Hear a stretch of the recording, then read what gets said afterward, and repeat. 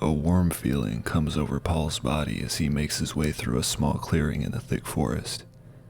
Turning in circles, he looks around in search for whatever was following him.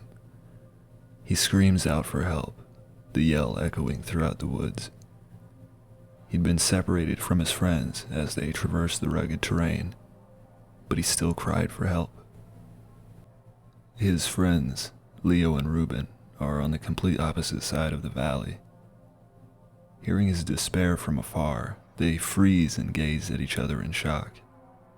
"That's Paul," Leo cries out. They race towards the action, Reuben holding a large rifle and Leo tightly gripping his handgun. While making their way through the brush, they noticed Paul wasn't screaming anymore. The friends glanced at each other in mutual horror from time to time, their hopes growing thin as more and more time passed since any signs of Paul were heard. Leo withdraws a satellite phone he was smart enough to bring. He calls in for help and explains the situation.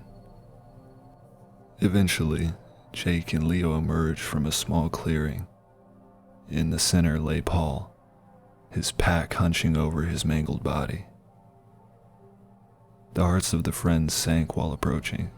They stepped over large layered piles of pine needles. As they turn over his pack, he slowly rolls around. Jake begins vomiting as they see his head mashed into an unrecognizable disk of gore.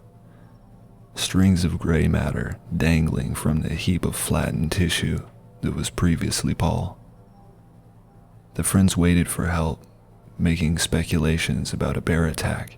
Despite there being no claw marks on Paul's body, they were on high alert as they waited. When help arrived, the rangers made statements about these unique bear attacks that keep happening, and have no answers as to why there were no defensive wounds.